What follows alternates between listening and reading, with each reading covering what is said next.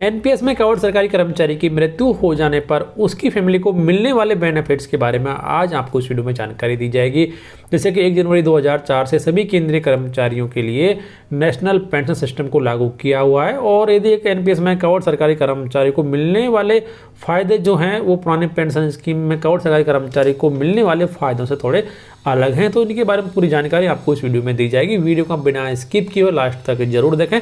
जानकारी पसंद आए तो वीडियो को लाइक और शेयर जरूर करें, चैनल सब्सक्राइब कर लें, बेल आइकन प्रेस कर दें जिससे नया वीडियो हम सबसे पहले देख पाएंगे। और दोस्तों यदि आपको कोई डाउट है तो कमेंट बॉक्स में लिखकर जरूर बताएं और यदि आपको जानकारी पसंद आती है तब भी कमेंट बॉक्स में आप जरूर लिखें। अब यहाँ पर चर्चा कर लेते हैं एनपीएस कर्मचारी की सेवा काल के दौरान मृत्यु होने पर परिवार को मिलने वाले हित लाभों के बारे में।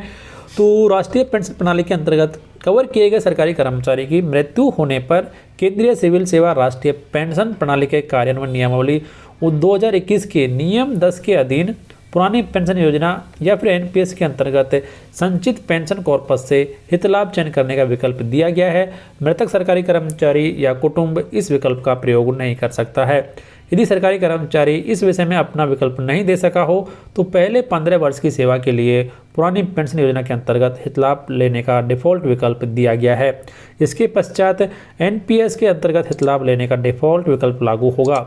वर्तमान में इन नियमों के अनुसार मार्च 2024 तक पुरानी पेंशन योजना का डिफ़ॉल्ट विकल्प लागू रहेगा। यदि कर्मचारी ने 15 वर्ष की सेवा पूरी कर ली हो तब भी यह नियम लागू रहेगा।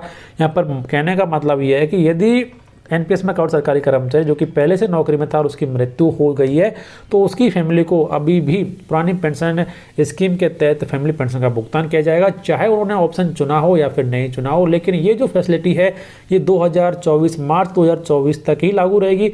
उसके बाद में यदि कोई सरकारी कर्मचारी अपना विकल्प नहीं देता है तो उसे एनपीएस के तहत मिलने वाले जो बेनिफिट्स हैं उनका लाभ दिया जाएगा। तो सभी केंद्रीय कर्मचारी जो कि एनपीएस में कवर्ड हैं उन्हें हर हालत में मार्च 2024 से पहले अपना विकल्प भरकर संबंधित अधिकारी को सबमिट कर देना है और इसके संबंध में हमारे चैनल पर वीडियो डाला हुआ है, उसे भी आप देख सकते हैं। अब एनपीएस के अंतर्गत कवर किए गए केंद्र सरकार के कर्मचारियों की सेवा काल के दौरान मृत्यु होने की स्थिति में निम्नलिखित हित लाभ परिवार के लिए उपलब्ध हैं। सरकारी कर्मचारी द्वारा दिए गए विकल्प के अनुसार सीसीएस पेंशन नियमावली 1972 के अधीन कुटुंब पेंशन यानी कि पारिवारिक पेंशन का डिफ़ॉल्ट विकल्प उपलब्ध है। और यदि सरकारी कर्मचारी ने एनपीएस के अंतर्गत हित लाभ के विकल्प का चयन किया है तो परिवार को एनपीएस के अंतर्गत उसकी संचित पेंशन धन से हित लाभ दिया जाएगा। यानी कि कर्मचारी ने जो भी ऑप्शन दिया है उसी के अनुसार परिवार को फैमिली पेंशन मिलेगी या फिर एनपीएस के तहत जमा जो पैसा है उससे कर्मचारी को परिवार को पेंशन का भुगतान किया जाएगा। दूसरा बेनिफिट यहाँ पर है मृत्यु उपदान, जिसे यहाँ पर डेथ ग्रेच्युटी भी बोल सकते हैं। तीसरा फायदा यहाँ पर है कि आपके लीव इनकेसमेंट यानी कि छुट्टियों का नकदीकरण।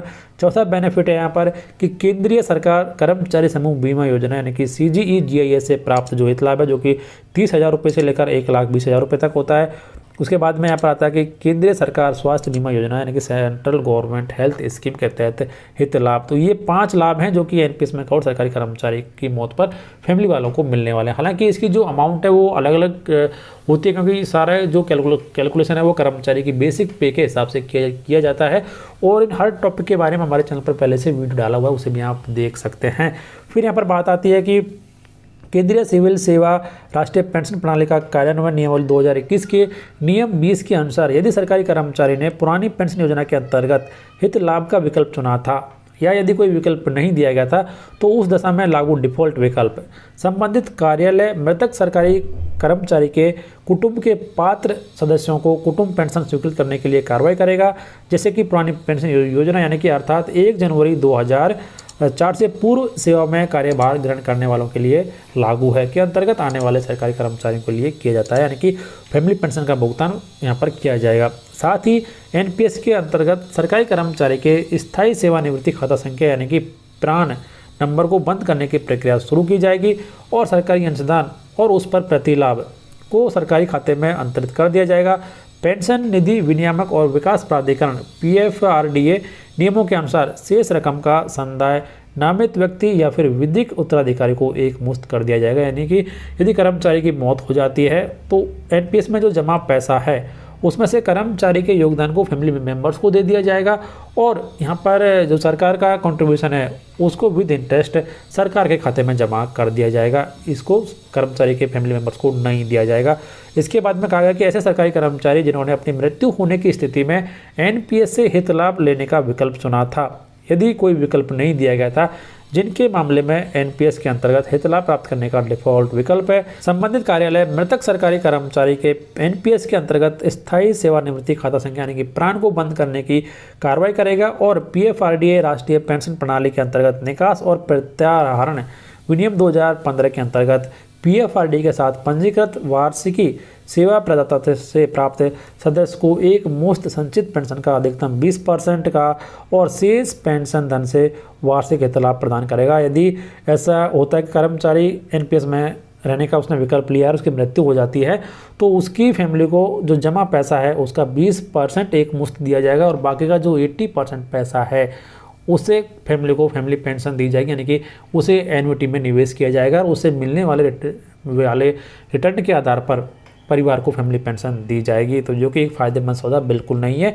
इसके अलावा यहाँ पर कहा गया कि अन्य हित लाभ जैसे कि मृत्यु उपदान, छुट्टी नकदीकरण, सीजीईजीआईएस और सीजीएचएस दोनों दशाओं में उपलब्ध होंगे सभी कर्मचारियों के लिए, चाहे वो एनपीएस में कवर्ड हैं या फिर ओल्ड पेंशन स्कीम के तहत उन्होंने ऑप्शन लेने का यानी फ़ायदा लेने का ऑप्शन दिया है। तो इस प्रकार से एक एनपीएस कर्मचारी की सर्विस के दौरान मृत्यु हो जाने पर फैमिली को ये सारे बेनिफिट्स दिए जाएंगे। जैसे कि आपको पहले बताया गया कि जो अमाउंट है वो कर्मचारी की बेसिक पे के हिसाब से अलग अलग रहेगी, तो यहाँ पर फिलहाल बताना संभव नहीं है। तो इस वीडियो में इतना ही। वीडियो को लाइक और शेयर करें, चैनल सब्सक्राइब करें, बेल आइकन प्रेस करें। कोई डाउट है तो कमेंट बॉक्स में लिख कर जरूर बताएं। धन्यवाद।